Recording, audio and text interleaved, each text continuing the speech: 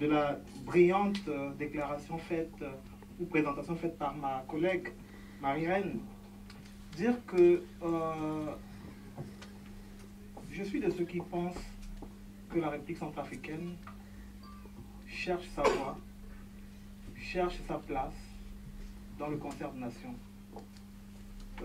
Je peux le dire avec beaucoup d'humilité et de modestie, puisque ce pays, depuis 2008, il faut le dire, est dans ce qu'on appelle aux Nations Unies, dans le cercle des États dits de la consolidation de la paix, avec la Sierra Leone, avec le Libéria, avec la Guinée, Conakry, avec le Burundi. Et donc ces pays, tous les 6 mois, le secrétaire général doit déposer devant le Conseil de sécurité un rapport qui présente la situation exacte sur le terrain. Et donc, c'est une tutelle qui ne dit pas son nom. Donc, une prise en charge par la communauté internationale.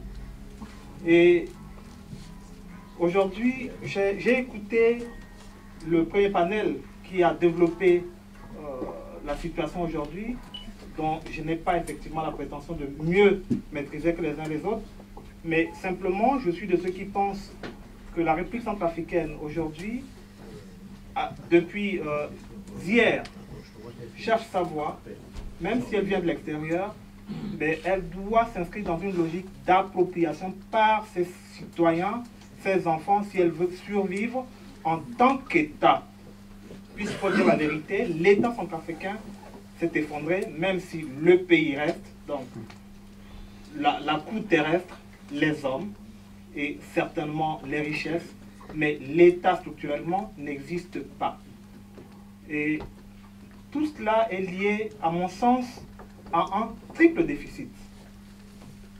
Le premier déficit, pour moi, c'est l'absence d'une vision politique en République centrafricaine. Il faut dire la vérité.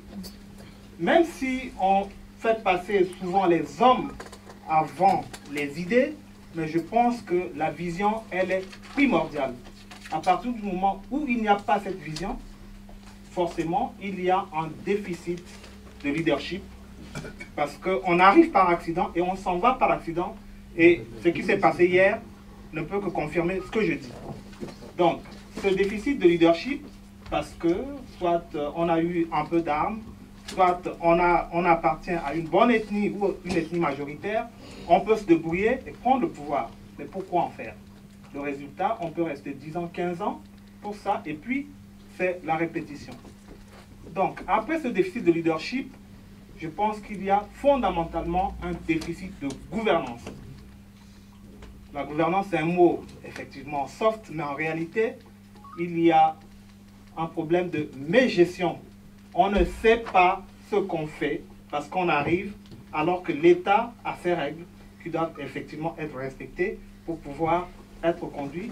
Un État conduit en 1800 ou en 70 ne répond plus aux normes de 2013. Donc, en dehors de tout cela, je suis de ceux qui pensent qu'en dernier, il y a le déficit d'organisation et de méthode. Parce qu'il n'y a pas de vision. On arrive par accident, on ne sait pas ce qu'on fait. Et comme on ne sait pas exactement comment s'organiser, puisqu'en Centrafrique et en Afrique, souvent on dit, il n'y a pas de moyens, il n'y a pas de moyens, il n'y a pas de moyens. Or, ça n'est pas ça le problème.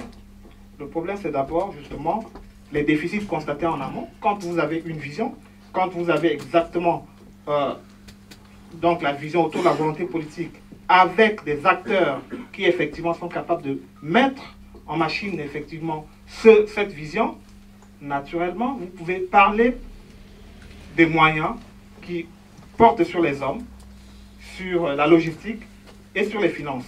Et donc après, lors de la gestion, on se fixe des temps d'évaluation. Et après, donc comme chez nous, il n'y a pas de reddition de compte parce qu'on n'évalue pas, résultat, on est dans une situation qui, tous les 10 ans, pratiquement s'effondre. Et donc pour moi, la transition qui commence, qui se réoriente depuis hier, à mon sens, devait s'articuler autour, à mon avis, de 3 pôles. Le premier, c'est d'abord quel type d'hommes et de femmes aujourd'hui volontaristes, mus par l'intérêt général, de manière désintéressée et capables de travailler dans un délai extrêmement court pour pouvoir remettre sur les rails ce qui reste de l'État centrafricain. Puisque j'entends dire élection, élection, mais il y a des préalables à ça. Vous ne pouvez pas parler d'élection quand vous n'avez pas justement le rudiment de l'État, de l'administration, de la traçabilité citoyenne qui passe par l'État civil. Et donc tout cela doit être refait très rapidement, voilà, autour d'une équipe réduite d'hommes déterminés, volontaristes, à même de sortir des sentiers battus pour nous offrir des lendemains complètement différents, sinon meilleurs. Donc ça, c'est le premier point. Et on me parlera effectivement, parce que les gens vont dire il faut faire des grands projets de ceci, ça n'est pas le moment. On est dans une urgence sécuritaire et humanitaire. Ça doit être la préoccupation de la transition. À partir de là, quand on aura fini cela, je suis de ceux qui pensent qu'on va déboucher nécessairement sur les élections.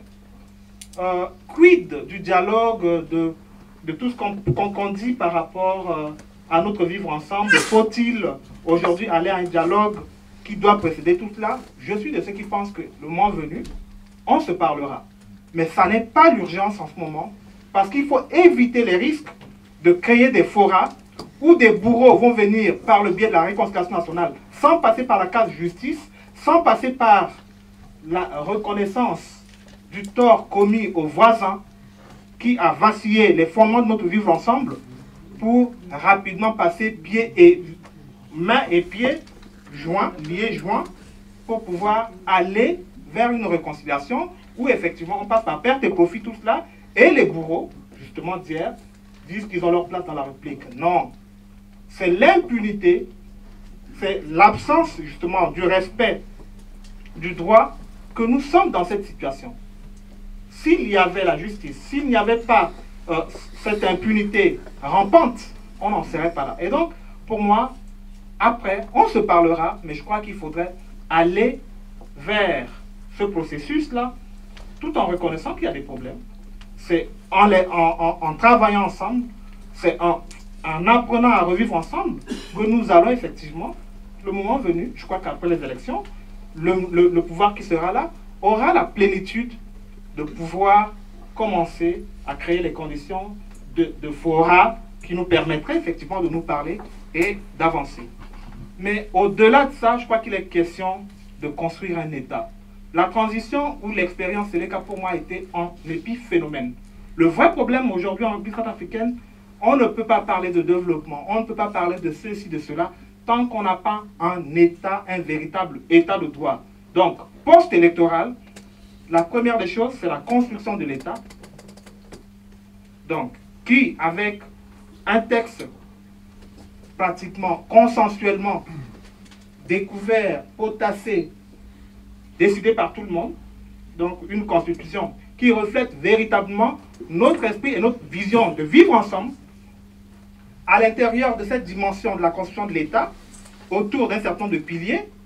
Donc, à l'intérieur, il y aura, en dehors des institutions, constitutions et autres, il faut forcément passer à des forces de défense et de sécurité qui soient en même de reprendre en main notre destin en partage et notre sécurité.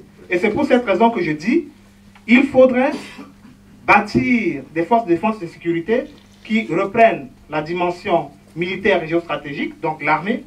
Il faudrait prendre en compte la dimension sûreté et sécurité publique, la dimension gendarmerie et police, donc c'est ça.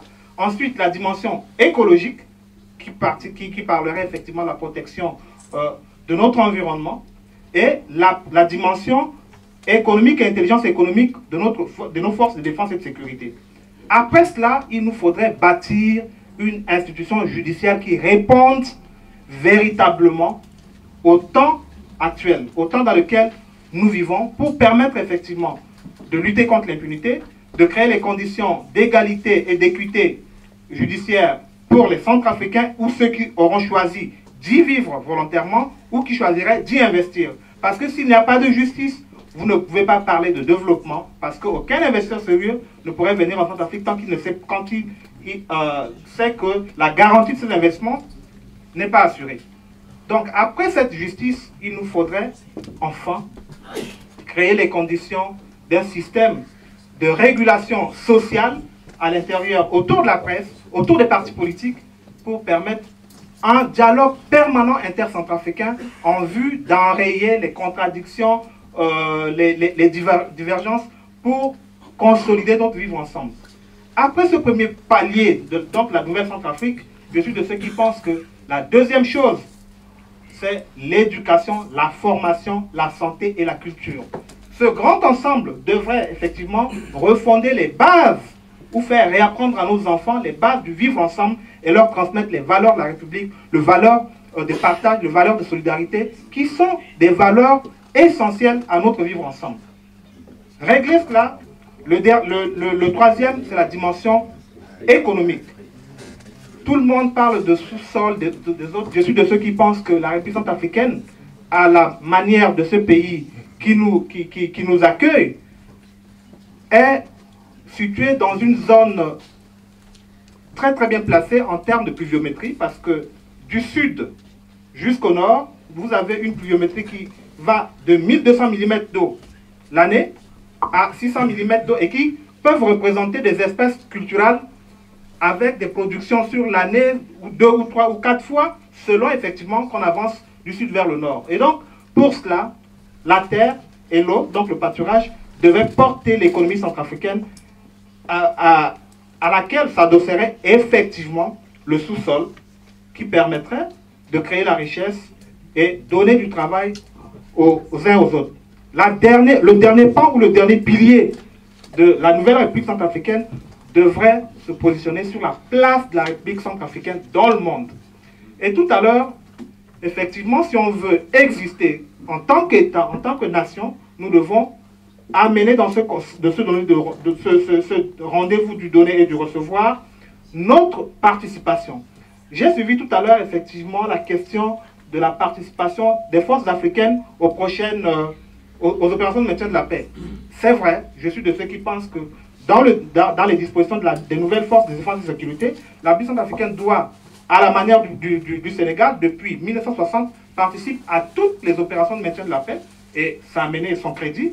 Donc, la place de la République centrafricaine passera nécessairement par cette participation aux opérations de maintien de la paix à travers nos forces de défense et de sécurité, où un contingent devait être prépositionné pour cette fin, et également dans le cadre de l'intégration sous-régionale, parce qu'aujourd'hui, dans cet environnement, on parlait tout à l'heure de la crise centrafricaine qui a des dimensions internes et externes.